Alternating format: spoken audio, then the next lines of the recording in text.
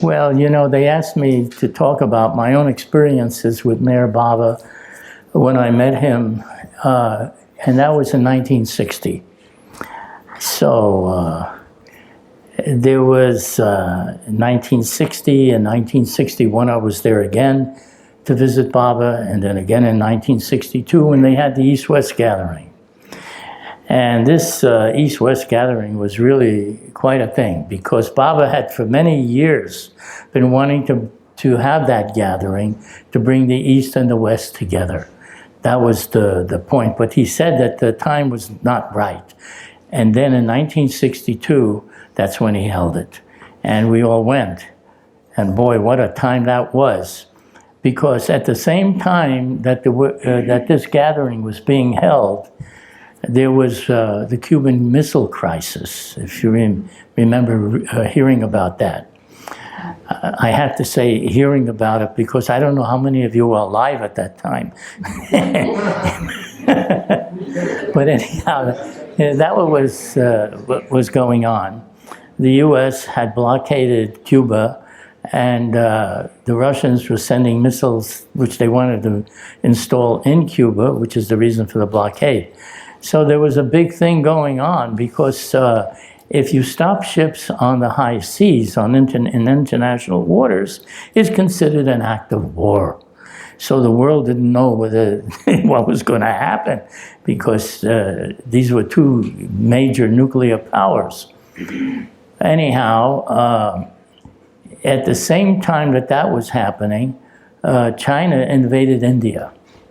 You may not, I don't know if you know about that part, but China had just invaded India at the same time that this was going on. So when we had to leave to go to the gathering that Baba had called, we didn't know whether there'd be a planet to land on because this was the biggest crisis that was going on at the time. So we landed in Bombay. That's why I'm here and I can talk to you about it. And we see, when we landed, we see all these troops and tanks and all kinds of military equipment that the Indian government was rushing to the borders. They wanted to defend India against China at the time. And now we're getting into the buses to be taken to where Baba is. And he's very dramatic avatar. Let me tell you, what a drama this was going on. He's not a dull avatar. Don't ever kid yourself with that. So the world is on the brink of God knows what, and we're on the way to God, not knowing what either. So we go to the gathering, and there was about 5,000 people that came, and every day for the 4 days of the gathering, all these people would be seated, and Baba, and then there were the Westerners, of which I was naturally a part of that group, and there was about I'd say maybe a couple of hundred, 200, 150 people from the West that came, and there were thousands from India and other countries, Pakistan too. Anyhow, we're all there. Now, this reporter comes up to the dais where Baba is, and Baba permitted him to come and ask some questions, whatever he wanted. So he asks whether India will be victorious because China had now invaded India. So Baba answered, and he said, yes, that India will be victorious because the avatar is in India. However, remember, I am also in the Chinese. That's what he told them. So the next day, in the newspaper in India, there was what Mayor Baba says, India will be victorious. I don't know why he left out the part about the Chinese, you see. That was left out. Just because they're having a war, Anyhow, so that was one thing.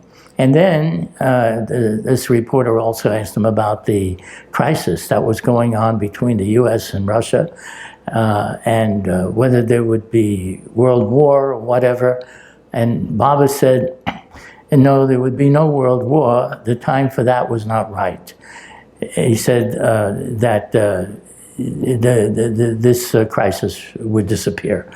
And you know, it didn't take long for it to disappear either, because by the time we, I guess it was the next few days, we heard the news that Russia had brought its ships back and that the U.S. had brought its ships back, and now the whole thing was nothing. You see, there was no crisis anymore.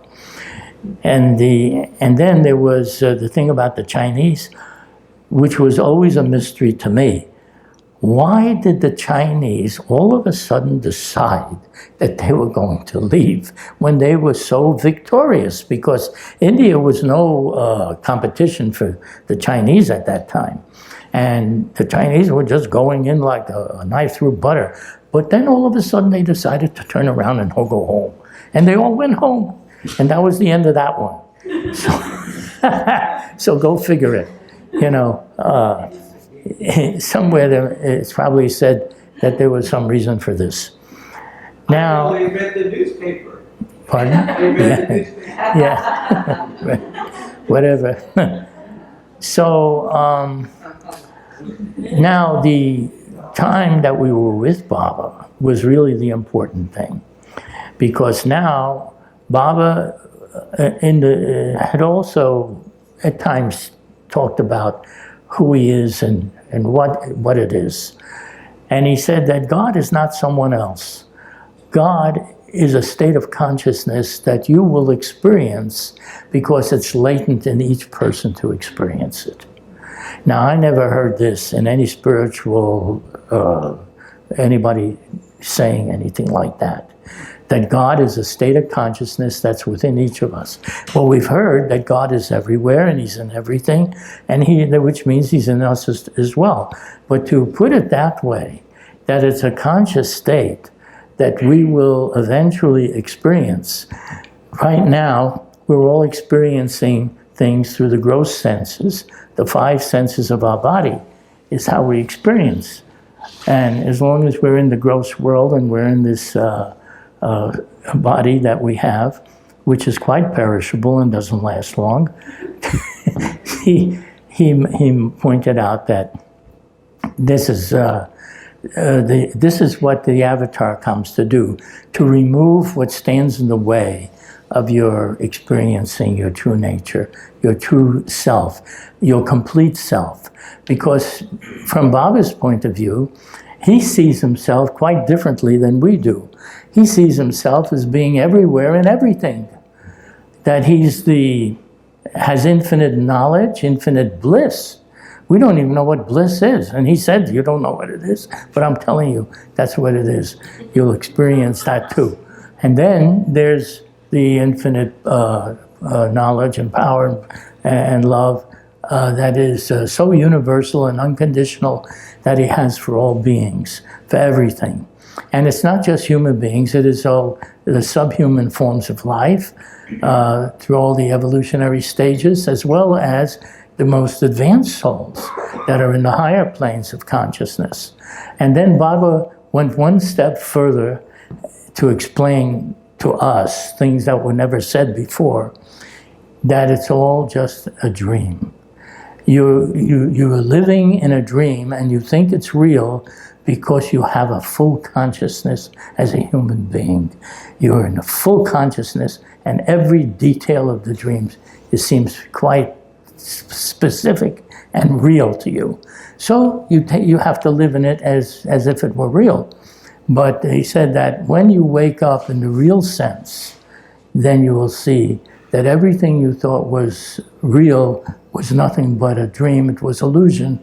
You were absorbed by it. You lived in it, and that's why you think it's real. But in the end, when you gain the consciousness of your true nature, your true self, then you'll see that what I said is true. That's what Baba told us. Wow. Who would have thought we're living in that kind of a dream reality? So now, when he gave us to understand all of this, he also had a big chart at the time of the East-West Gathering, which were the 4 journeys that each person has to go through in order to realize God. And in the 4 journeys, then you attain the experience that Baba has. Now, it's very important to understand that what Baba was doing was bringing you up to his level. And he said it very clearly in many different ways. I come down from the highest level in order to bring you up to my level. So you become what Baba is. That's his level. And this is our ultimate destiny. And we're so far from that point right now. But at the same, because we don't experience that. But at the same time, he's letting us know. So he's not giving us the experience of it, but he is giving us the understanding of it. And that's what I feel Baba has given to me. You know, when people ask me, well, what did Baba do for you? I feel that he has given me the understanding of what he is and what our destiny is, and my destiny is, same as everybody.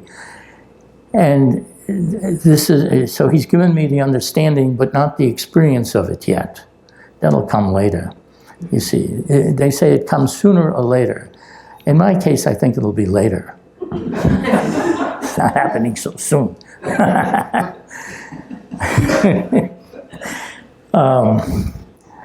Baba, I want to say, was very loving.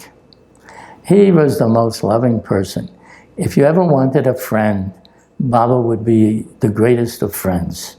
Because he treated you like family. He wouldn't talk to you about being a disciple or a follower or what all those, you know, these are just sort of names. But it was all family. The first thing that he did when I came to see him, which was in 1960, was before the East-West Gathering, was I came into the room, and the first thing he did was just open his arms up, and he embraced me, and he kissed me on my cheeks, and he had me sit near him, and he asked me how I came. And he was being very normal, you know, like you would with your family. And but you also knew that he was no one to fool with. He knew everything. But he also was in your corner at all times. He always wanted to be helpful to you, to make you understand things maybe that you didn't know before that would mean something to you. And he was at your level. You know, he wasn't talking all the way up here. He was talking at your level, what you are. And this was the great thing about Baba as the avatar. You know, he has that title of the avatar because he means that he's one with everything, God in human form. But God in human form is same as us. We are God in human form, but unconscious of our true nature. You see, that's the difference between Baba and ourselves. He was, like he told these people, the lepers and the poor that would come, and he would bow down to them, and he would wash their feet, and he would do all these things. Here's the highest of the high doing this here for the most poorest of the people. But he would tell them also, he said, God is in you, but you're not conscious of it. I will help you. I'm fully conscious of it, and now I'll help you so that you can have that too. Baba was not pushing anybody away. You could be the worst scoundrel, and believe me, there are some really pretty worse scoundrels living in this planet. But you could be the worst scoundrel, or you could be the best of saints. It didn't matter to him. And the reason it didn't matter is because he had to clear away all of the binding impressions that just stamped on your mind for ages. He had to clear the whole thing away. It didn't matter that you think you're a good guy or a bad guy. It made no difference. It all had to be cleared away just the same in order for you to realize and experience your unlimited self. He wanted to take you from limitation to the unlimited, or from where you are to where you should be. Take you to where you should be. That was Baba's mission. His mission was to do that. And in order to do that, you have to have that. You don't go to somebody that's not God realized if you want God realization. If you want to know the real truth about your own infinite being as being infinite, then you got to go to somebody that is got that. You don't go to someone who don't have it. You got to go to somebody who has it in order to help you to get to that point. And that's what these perfect masters are. And they're patient. They wait until you come around the block. You knock around the universe long enough. Through all these many lives, boy, you're going to reach a point at some point where enough is enough. And then you're going to want to know the truth about your own being. And that's when they, that's when you seek out the true masters. And Baba told us that the real disciple, I'm not saying this quite right, but the real master waits for the real disciple, meaning that you're really sincere about it. Which reminds me that Baba told me I was sincere, so just in case, I just thought I'd throw that in.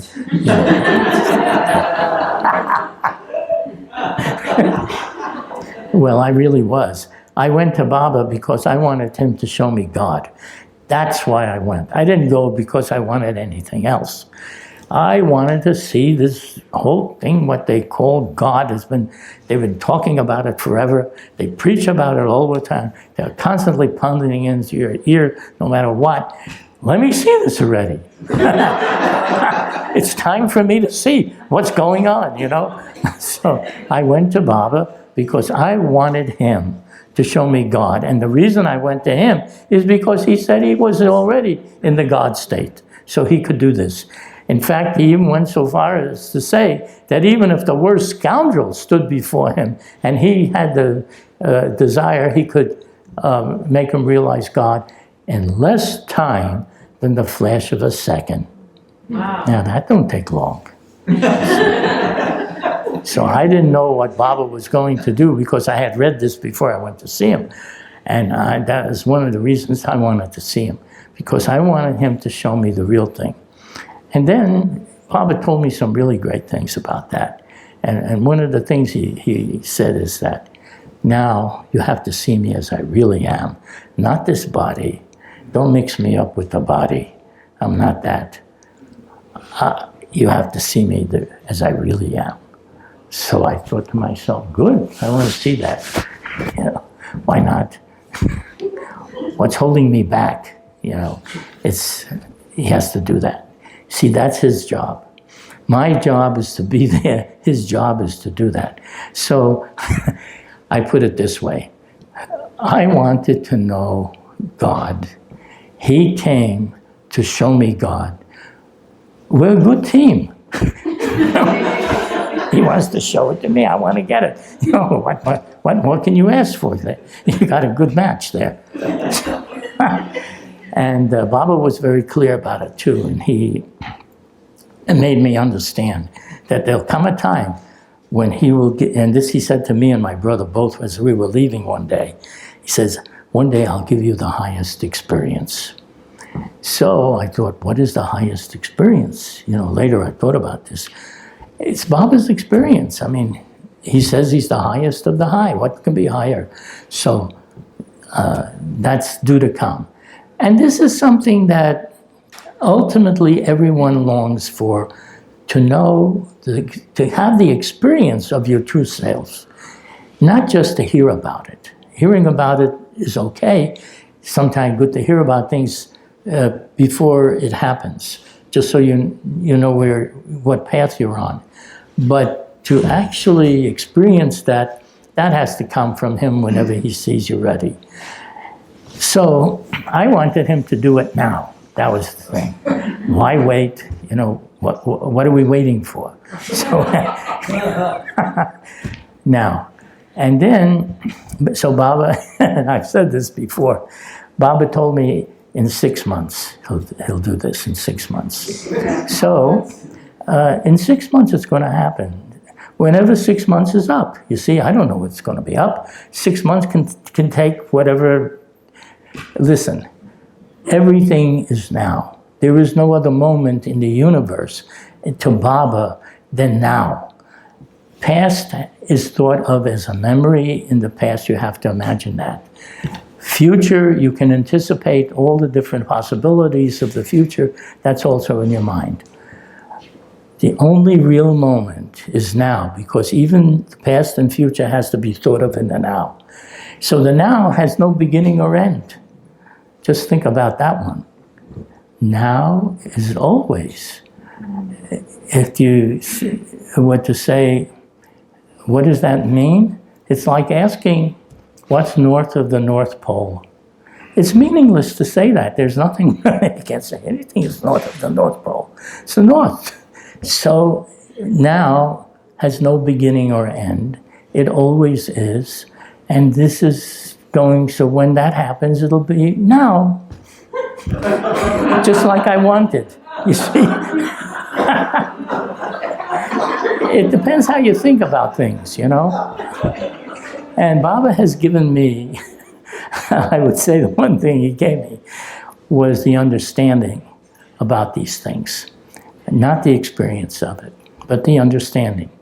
So, you know, and then he told me that when I was there and it was time for me to leave, he said 2 things.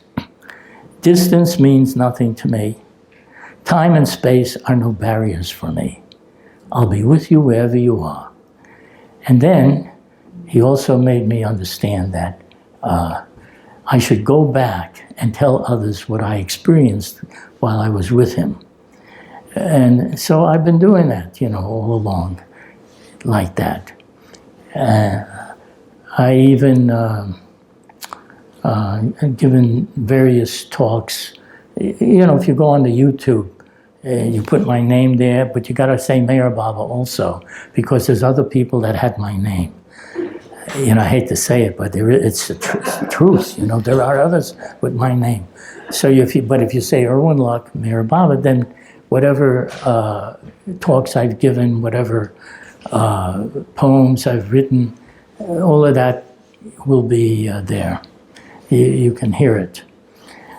So if anyone has any questions, you know, this is very informal. There's no formality. Ask whatever you like if you have a question. Go ahead. I just wondered about your brother Ed. Edwin or Ed? Edward. Edwin, that's right. I wondered what Bobby told him. Bobby told you that. Well, he said the same thing to both of us. We were both together at the time. And my brother Edward was the one that heard about Baba before I did. And it was kind of unique the way that happened, because he went, he wanted to be an actor.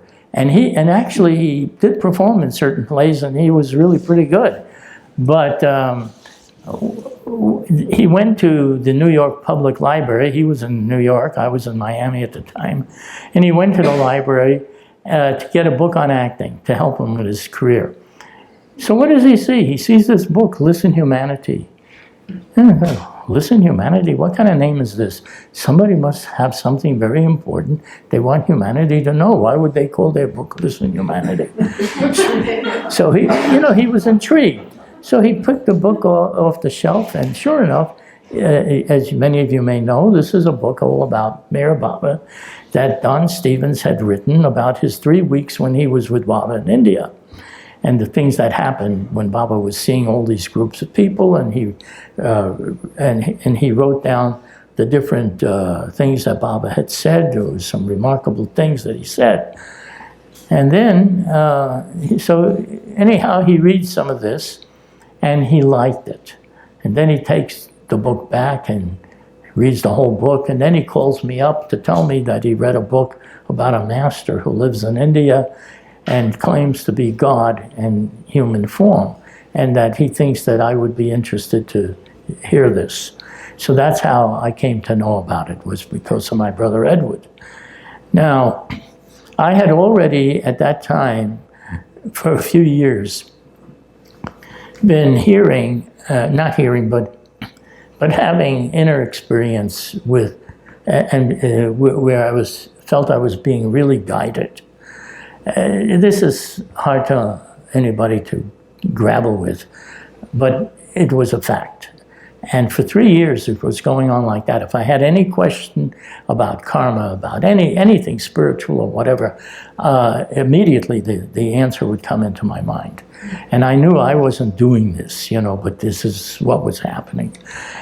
Now, after he told me this, I was not even interested to follow up on reading that book, because I felt I was already being inwardly guided. So, but I listened to him, and my great surprise was that he was interested. He never showed any interest in any spirituality until then.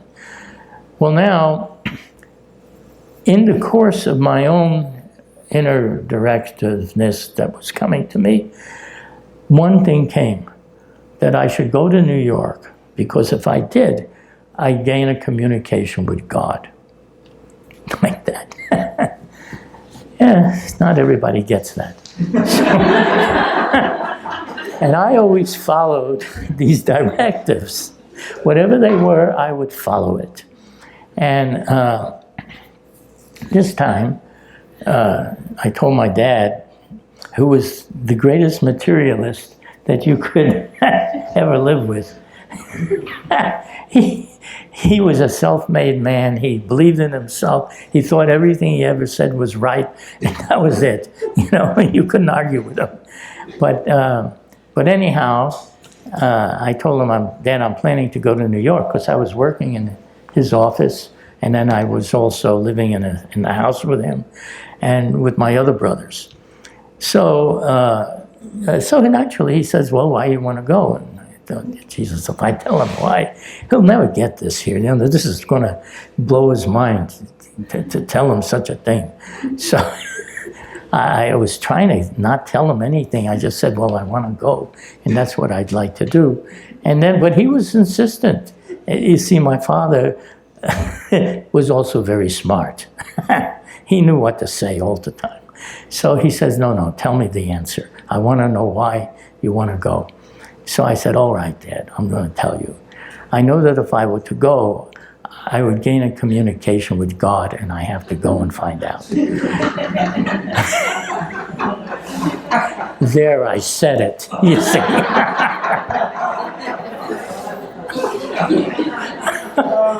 Oh boy, this went over with him like dropping a lead balloon.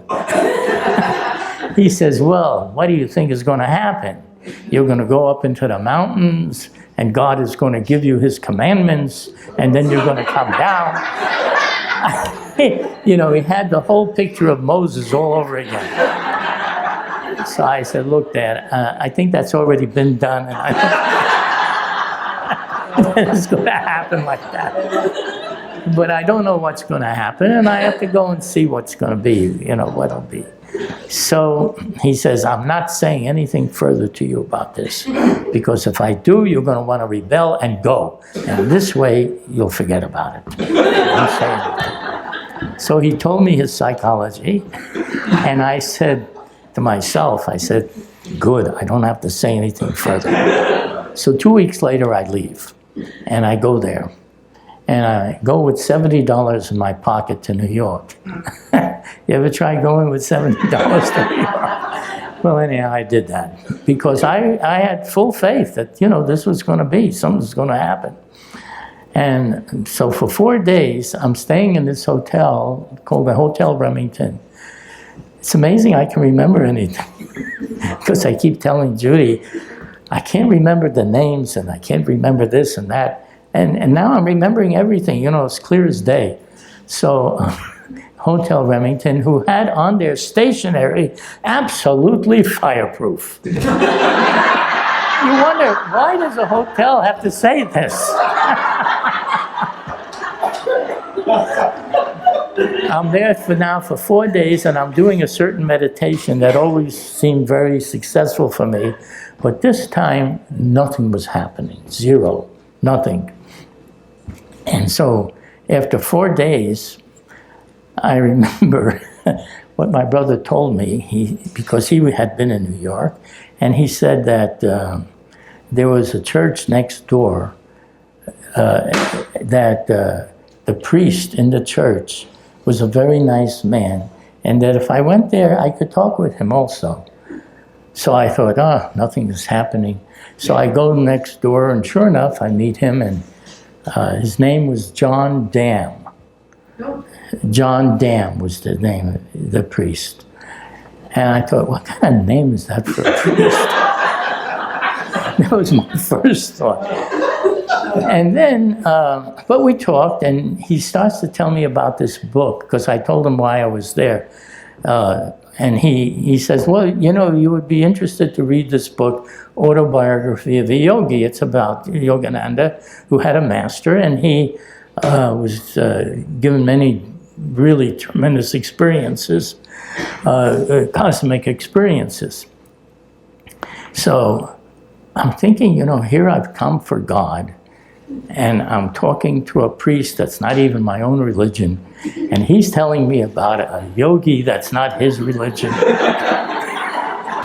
The whole thing seemed like a wild episode, But just the same, since nothing else was happening, I decided, all right, I'll go there. And I read the book. Now, the book was really important to me because it told me about masters, which I had really no understanding about or no knowledge about. And this master of Yogananda, Shri Yukteswar was his name, was, Yukteswar. Shri Yukteswar, huh? Isn't that the way it's pronounced? Well, maybe I didn't pronounce it right. But anyhow, that was his name. And he was giving to Yogananda the Kriya Yoga method, it's a yoga technique, which he would practice. And so he was having these fantastic experiences of where he saw the universe and everything. And he was very much a part, and he had gained a tremendous amount of understanding, knowledge, and anyhow, it was very inspiring to read his experiences. And I thought, now this is real.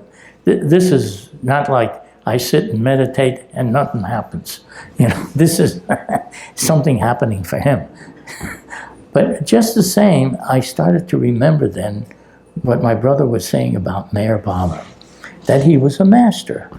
Now I was interested, and I was thinking, I've got to read this book that he talked about, Listen Humanity. I need to know about this Meher Baba. And I felt that was my next step. And so I got the book afterwards, and I read the book, and I knew that I had to go and meet Meher Baba. So the first thing that I did is I wrote a letter to Baba, and I said that I wanted very much to meet him, and that I had, and I was planning to make a trip, which I would go and maybe be there in a couple of weeks. Well, I had no money, but I thought I'd work my way across on a boat, on a ship. That didn't work out. And so time was going by, and I couldn't go there. But Baba did answer right away. And he said that you could come for 1 hour only, and that wherever he would be, I should contact, told me who to contact, would take me straight to wherever he was. So that was okay. But now I wasn't able to go because I had no means. I couldn't get on a ship, and nothing was working out. And the months were flying by. And finally, I even went back to Miami, and I was with my dad again. And then comes a letter from Mani, Baba's sister Mani. And in this letter, she writes that Mayor Baba is going to be entering seclusion soon. He will be in the seclusion for 6 months, and when he goes, no one will be allowed to send any, that he will not be receiving correspondence or visitors. But you could write, but in an emergency, you could send a telegram. That's what it said. So when I got this, I got really upset. I got depressed. This is no good. It's going to be another 6 months after, it's already been 6 months, now it's going to be another 6 months. Baba will go into seclusion, I won't even be able to see him. Oh boy, this isn't working out. So I thought, what am I going to do? I have to do something about this. And then an idea comes. I'm not going to advise that you get desperate for an idea to come. Do what you like, but in my case, the desperation brought me an idea. What I should have done in the first place. So I sat down and I wrote another letter to Baba. This time I said, "Dear Baba, I want very much to have the benefit of your love, your direction, and your guidance, but I don't have the means and the money to make the trip to see you, and I don't see where money should stand in the way of such an ideal, and I know if it is your will, I would be able to come, providing it's your will." And now I left the whole thing to Baba, which was the best thing I ever did. Because I got a letter right back. Didn't take long at all. I mean, it came back really quick. And Baba just said one sentence in his letter: "Don't worry, circumstances will adjust themselves." Loved, Mayor Baba. That's all it said. And I thought, oh boy, this is great. I wonder what's going to happen. Well, I'm going to cut this story short and just tell you 2 weeks later I'm there. And that's when Baba greeted me and I was able to be with him at that time. So, Baba, one of the things Baba asked me when I first met him is he said, and this is something I learned that he does ask people whenever they come to him. In many cases, he asked them, "What do you want?" So now I'm with him, you see, and I said, "I want to be like you." He didn't say anything. He just, accepted, nodded. Then later, he asked if anyone had any questions that they should ask, that they could ask whatever question. So I felt that this was something that Baba wanted me to ask. Now there were other people in the room, maybe about 15 or so other people in the room with Baba then. But I had the feeling he wants me to ask something. So, but I didn't have a question that I could ask.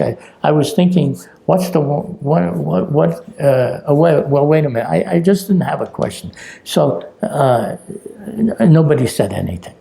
So then Baba said, now is the time. If you want to ask a question, ask now. So again, nobody says anything. Then Baba turns to me and he says, "Irwin, do you have a question?"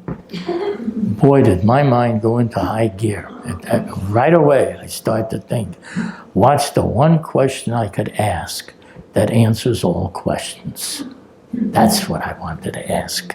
And I was trying to think what that question is that would answer all questions. And I'm thinking and thinking, and there's a big, long pause. Nobody is saying anything. Baba's just waiting, not saying anything. I'm not saying anything. Nobody is saying anything. I'm not saying anything. I'm waiting to think, what is that one question that would answer all questions? And I could not think what that question is that could answer every question. So there's this really long pause. Finally, I thought, I got to say something now. And I remembered something I read in that book that I read of Listen Humanity, where Baba had said to the people, the one who asks for my love will be the chosen one. So I thought, well, that don't sound bad. So I said, Baba, can I have all your love? That was my question. And then Baba turned to this one and that one, and he said, do you have all my love? These are people with him for years. Do you? No. Do you? You have all my? No. No. Each one was saying no. So then Baba turned to me and he said, why should I give this to you? Why you? Why shouldn't it be him or to her? Or to someone else? So I said, Baba, I'd like you to give it to whomever you want to, but I want to experience it too. So then Baba, there was a little table like this by Baba's chair, and there was a jar, like a jar of glass, and he picked up the glass, and he made motions around it like this, and he said, I am the ocean of love. I am the ocean of everything. You are within this jar, but it has a lid on it.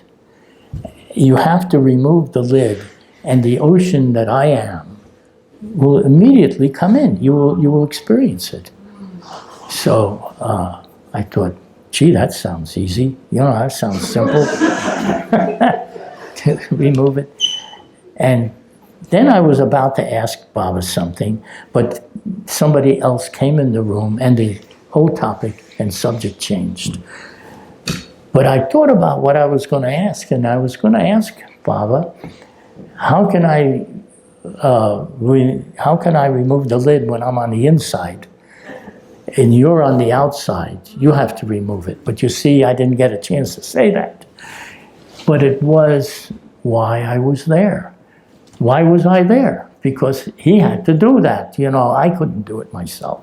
So he made me understand that just by that example of the jar, and why I had to be there with him. Baba wanted me to stay very close to where he was. He didn't want me to wander about.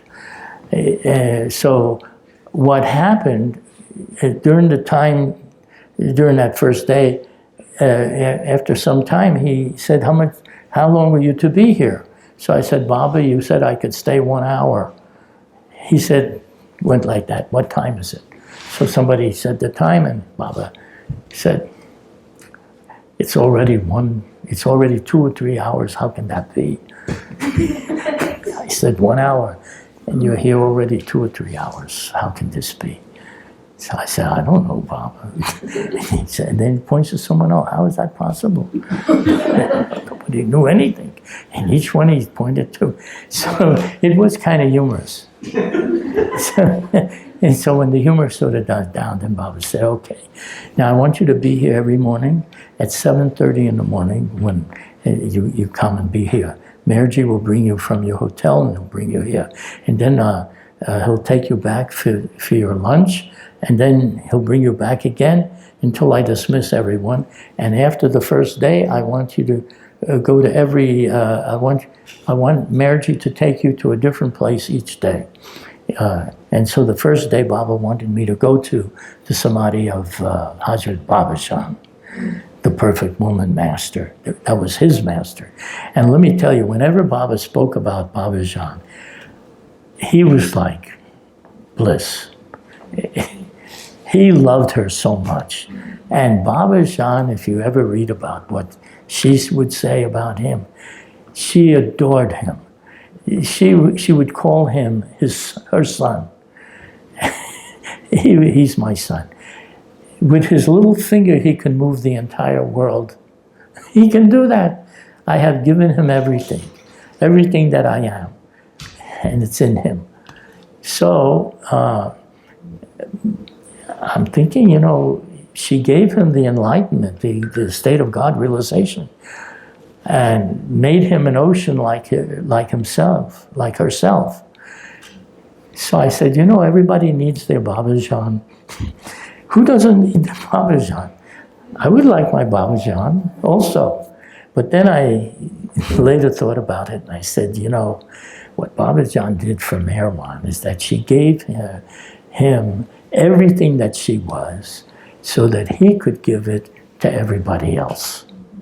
And his mission as the avatar is to enlighten millions. People that know him, people that don't know him, makes no difference. He is in everyone. He could do that.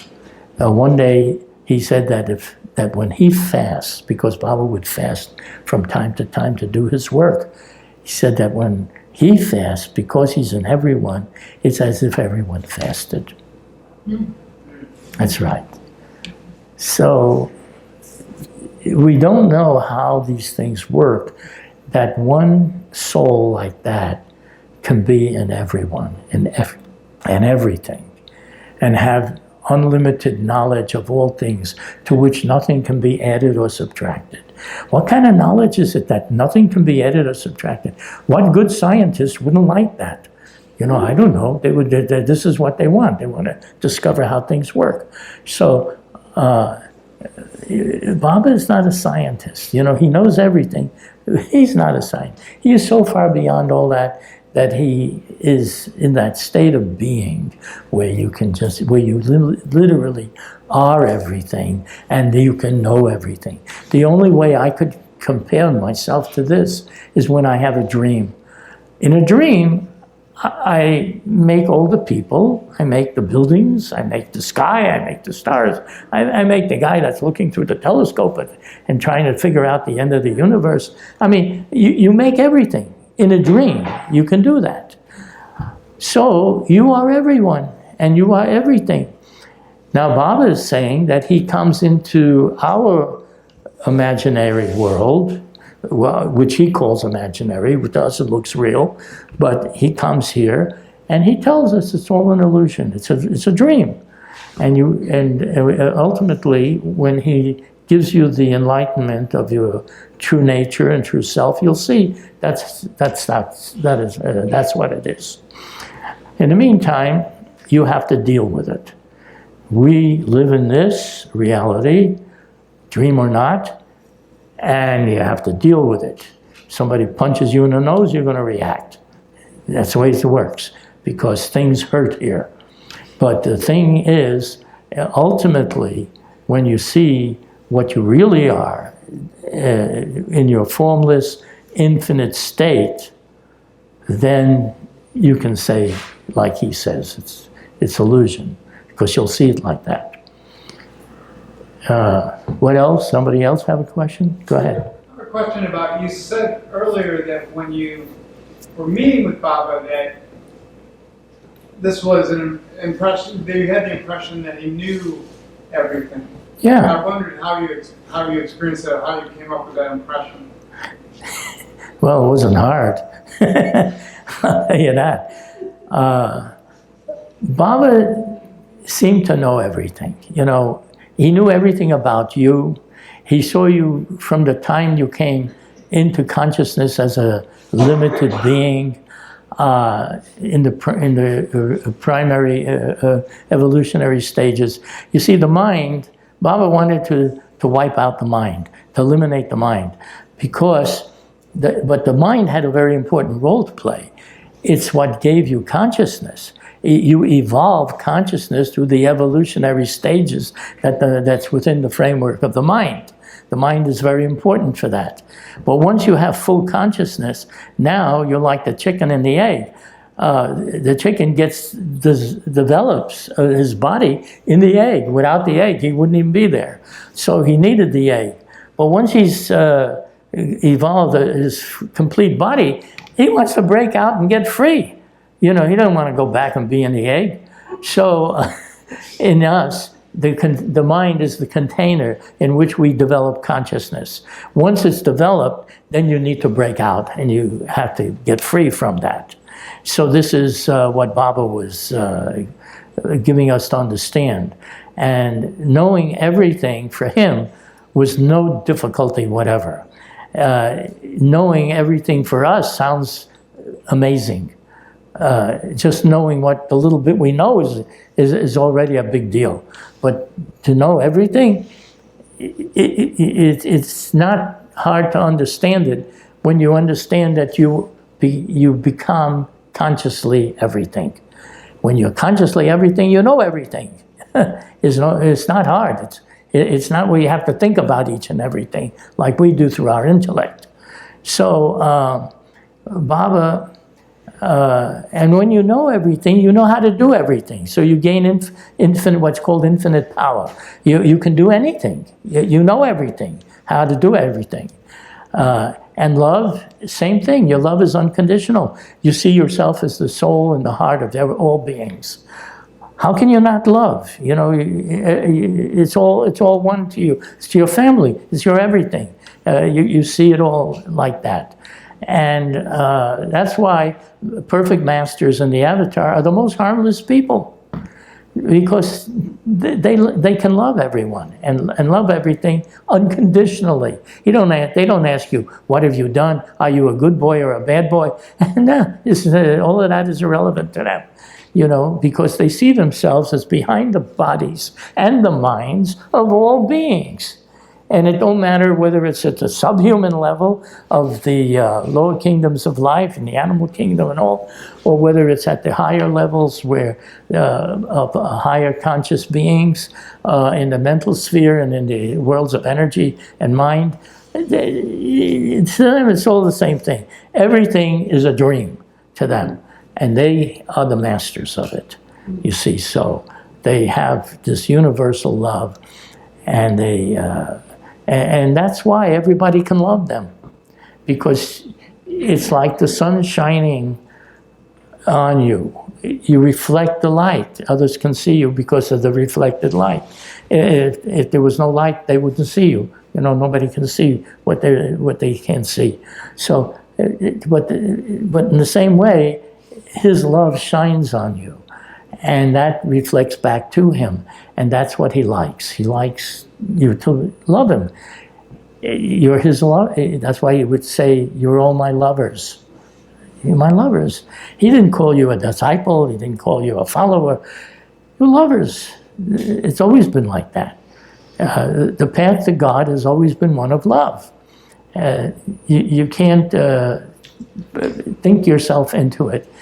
There's no meditation, no contemplation, no consideration of any mental type of gymnastics that you can do, exercises, diets, you name it. All of that is just within the framework of the mind. And Baba's out to get rid of the mind so that you can know your true self behind the body and the mind. You see, that's the idea. That's what he comes to do. And we can't do that to ourselves. So you got to go to him. You see, you got to go to somebody that has it, that can do it. Don't go to somebody who can't do nothing and expect something to happen. What? This question I've had for a while now, and the answer is probably simple, but it seems very complicated to me. How is it that we have all fallen into this collective imagination that we seem to share? It has to do with evolution. You know, you evolve consciousness. The only way you can be a human being or enter the human body is with a full consciousness. You have to have a full consciousness. That's the condition. It's not good, bad, or how you behave. It is whether you have, what conscious level you're at. Consciousness. Because in the human state, the full consciousness is there, and that's what you need to know your true self. You need a full consciousness to become self-realized and self-realized. And for that, eventually, you shake off all the impressions that you gathered from your evolutionary stages of developing it, and you shake it off over many incarnations. And then, at some point, you're ready to get rid of the rest, and you go to the master who can do that. You see, he can do that, and so that's the journey. Infinite consciousness that's experiencing through our lenses. It's that it has to be the same collective. So whoever, yeah, we see ourselves as individuals. Baba doesn't see that. He sees himself as being the self of everyone. behind the body and minds of all beings. It's the mind that makes you have individuality, that makes you think of yourself as separate. See, we see ourselves as being separate from everyone and everything. That's not how Baba sees. That's why when somebody asked Baba, and they asked him this, is your consciousness different than ours? And Baba said one word, very.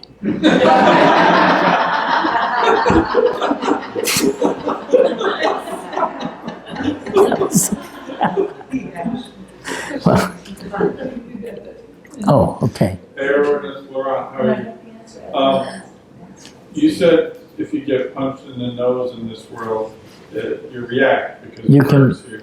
Most people will react, yes. Yeah. So did the conversation with Baba ever turn to forgiveness? Forgiveness. He has said to people when he was in the barn in Myrtle Beach, Jane Haynes told us that there was where Baba said, I forgive you. Well, to be forgiven means that you get you get your guilt and everything else unloaded. It's like lifting the burdens on your mind. Forgiveness is like everything. You can't burden yourself to be. If you're forgiven, you who can forgive? You know, I can say, well, I forgive you. Yeah, you can do something, and I feel for the heck with it. You know, I don't care about that. You're forgiven. But when he forgives, he's forgiving you throughout the ages of everything that ever happened. And it's a freedom that he needs to do for you in order for you to advance, you see. You need that. You need to be unburdened to advance. That's one of the things in your advancement. Anyhow, that's how I see it. Now, I have to admit, I don't know anything.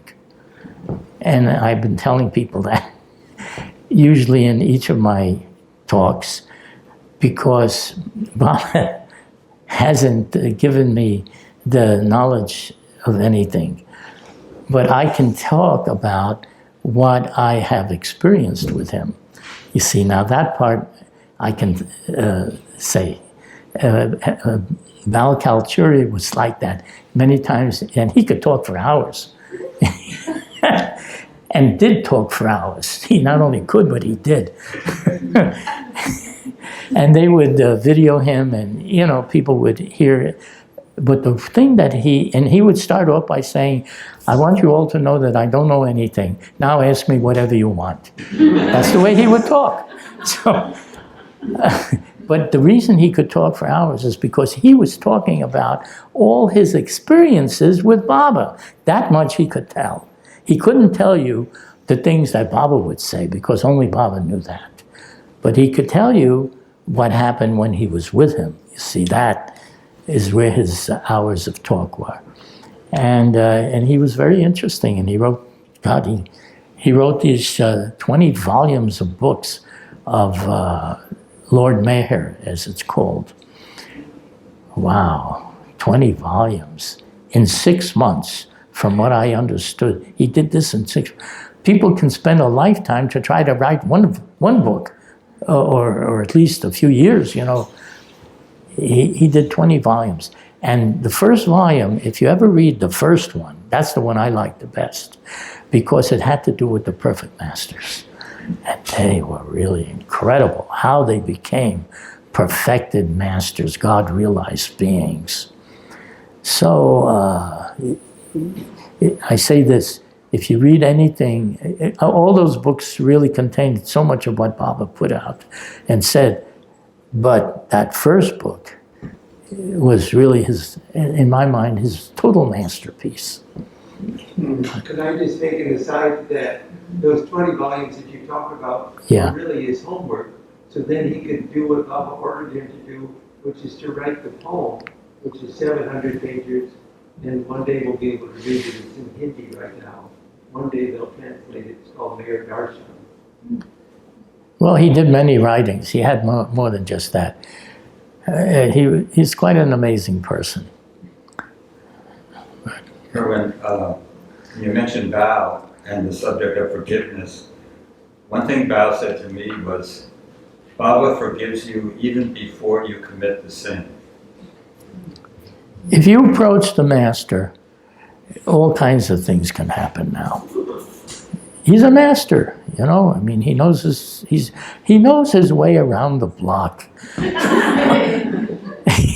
We're still stumbling around the block. We're trying to find out where the block is.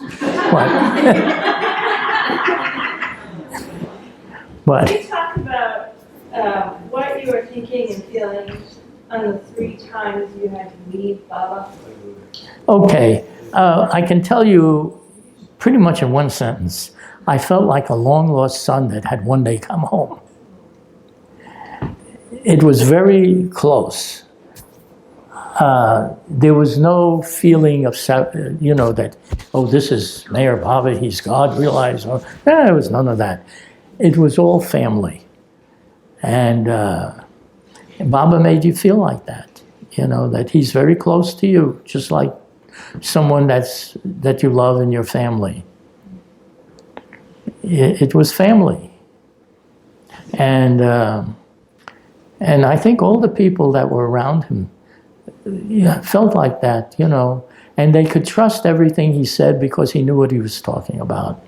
And he was always in your corner, he wasn't criticizing and condemning you. He would say, if you did something wrong, he'd say, well, don't do that, that's all. That would be it, or he would give you better advice as to what to do. Something like that would be. He was, you talk about psychology, he was a master psychologist. And he wasn't doing it from book learning either, or schooling. It was the natural state of being that he was in, that he could be at anyone's level. He knew your mind, he knew what your likes were, your dislikes, he knew what you could do, what you couldn't do, I mean, it was all natural. Baba liked people to be natural in his company. He didn't want no pretension. Irwin, what was the nickname Baba gave to you and Eddie?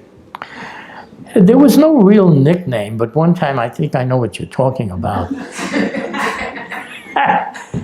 Baba called Edward and me divine idiots at one point. We were sitting by him, and that's what he said. So Erich, who would read Baba's gestures, was sitting there too, along with about 200 other people in the hall at that time. And so I said, Erich, what do you think Baba means by that? Meantime, Baba's sitting right there. He's listening to the whole thing. He says, if you want God, the world will think you're mad. You will be considered mad. So I said, well, then Baba's right. We're crazy. We're mad. Because that's what we want. We want to see the real thing. Finally, I had the word finally at the end. What? Irwin, before you went to New York, you were talking about having this wisdom that was coming to you, that you're following. Intuition, yes. That up with that it was Baba, or did you have any thoughts about that? Well, I felt like I was being inwardly guided, that I really was being inwardly guided even before I met Mayor Baba. Mm-hmm. And now one thing I remember that Baba did tell me, he said, you were sent to me by another master. I have no idea who that could be, whether it was somebody from the past or present, I just don't know that. But he did say that, and he said it in a sort of offhanded manner. It was not something to make a point of, but it was remembered. I remembered him saying that. And at the time, I didn't even think of, I wasn't even curious as to who it was that he was talking about, because now I was with Baba, I think, here's Baba, what do I need to... anybody, think about anyone else now. But he did tell me that, It's master, another master. Oh, go ahead. Did your father ever meet Baba? No, he never met him. He wanted to. And my dad did everything he could to stop us from meeting Baba. He tried everything. It didn't work, but he tried real hard. And he was good at what he did. He even had us arrested and, just in passing, I'll just say that. But finally, and he was very against Baba to begin with. But then gradually he began to change his mind because Baba would send him such nice letters that he began to like Baba. And then he began to look forward to the whatever letters that Baba would say. And Baba even told him, he said, Baba would tell him that Erich would say that Baba would come out of seclusion. If there was a letter that came from Morris or from the Luck family, he'd come out, he wanted to hear because he was very amused by it. So I said, so then he told me that when Baba would get letters, he would have two files, the wolves and the lambs. And he would tell them which file to put the letter into, whatever came to him. So I said, what file did he put ours in? And he said, well, for you, he made a special file, the Luck family file.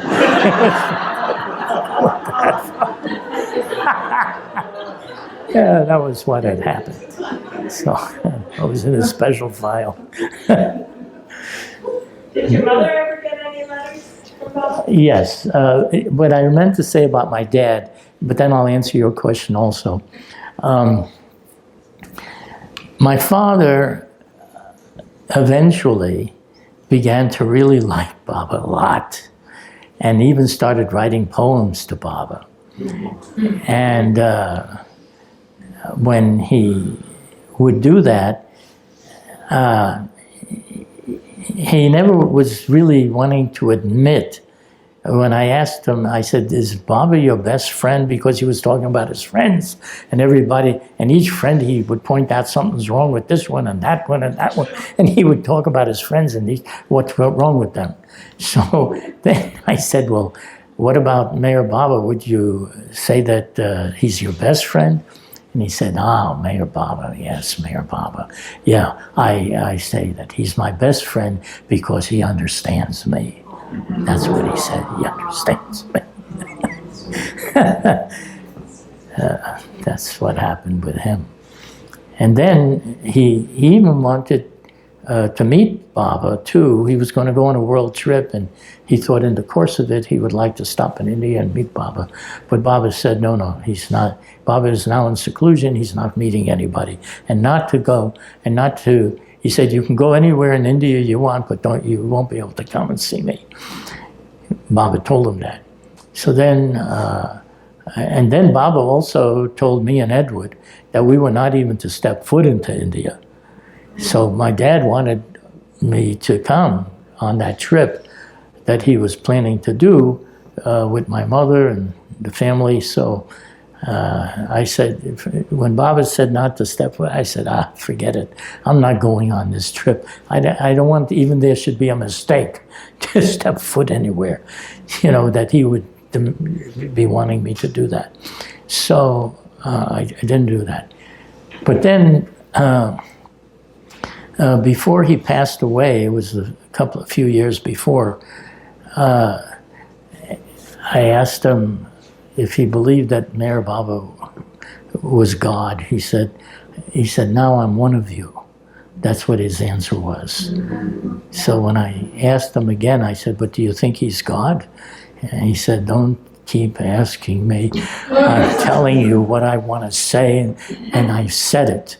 Like that. He was as feisty as you can get.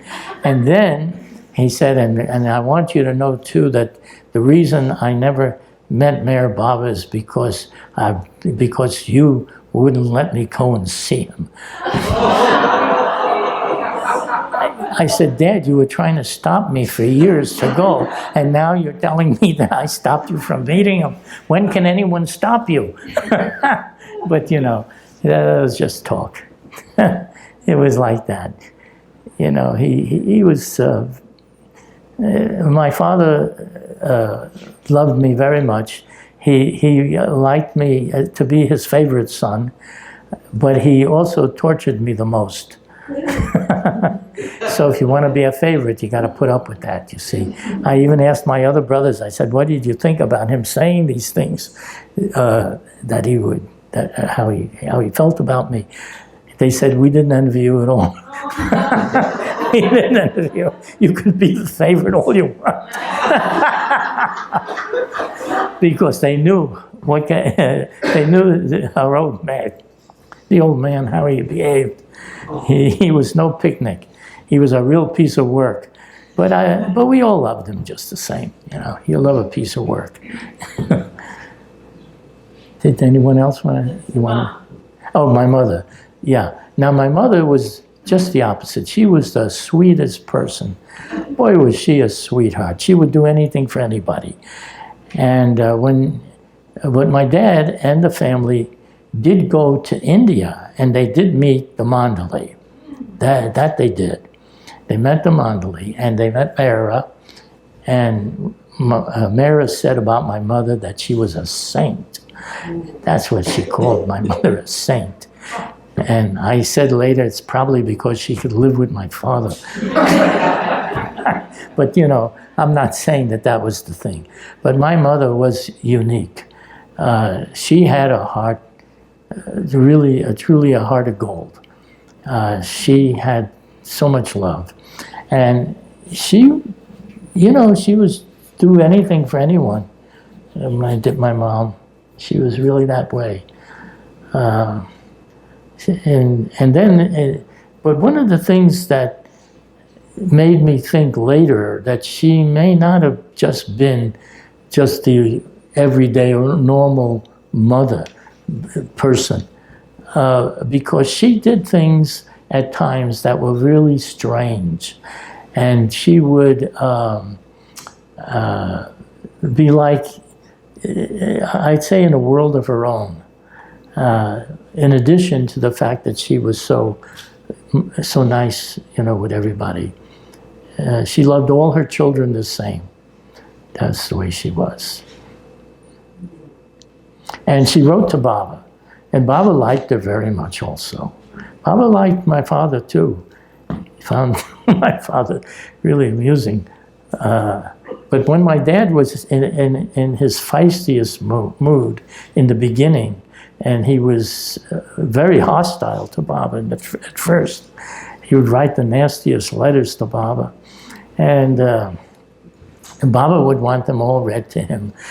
And then, but you see the way Baba handled him? Because I knew that Baba knew how to handle him. I never cared, I never was against my dad writing bad letters to Baba, because I knew Baba knew just how to handle this.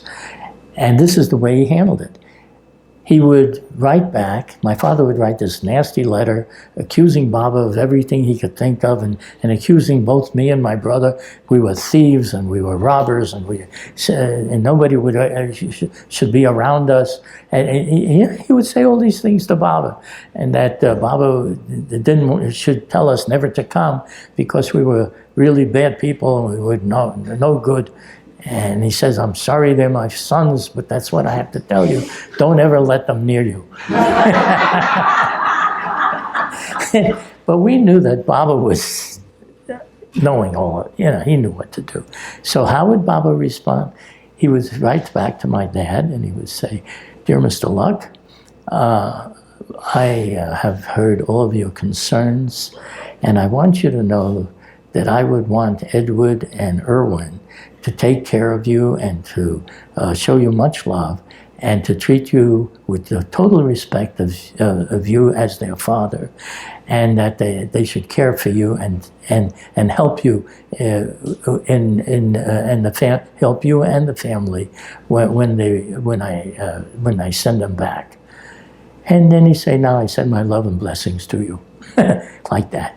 So my father would see this, he would get this letter back, which had nothing to do with all his complaints, you see. He'd get this letter back, and then he would say, well, you know, these letters are just like I'm reading the Bible. That's how he would talk. He would say about reading the Bible. And then he began to like Baba's letters. You see, his complaining stopped more and more in his complaints about everybody. So he began to like Baba's letters more and more and would look forward to getting them, too. And then Baba gave Edward and I an instruction that we should write a letter to our father every week. I should write 1 week, and then Edward should write the next week, and to keep his heart warm in Baba's love. You see, so we would write him these really nice letters, and then my father later he would say, I get all these here letters from them, and they don't mean a word of that they're saying. And he would come up with all his complaints. So then, at some point, we stopped writing. I think Baba had said, no, it's enough. Anyhow, we stopped writing. And then my dad started complaining that, why aren't they writing to me anymore? You know, they used to write to me. So, you know, Baba was a master psychologist, as I said. He knew he knew how to touch your heart and where your heartstrings are. And so people loved Baba. You know, how could they not? You know, the sun was shining on them, and they would shine back. Is my time up? Thank you.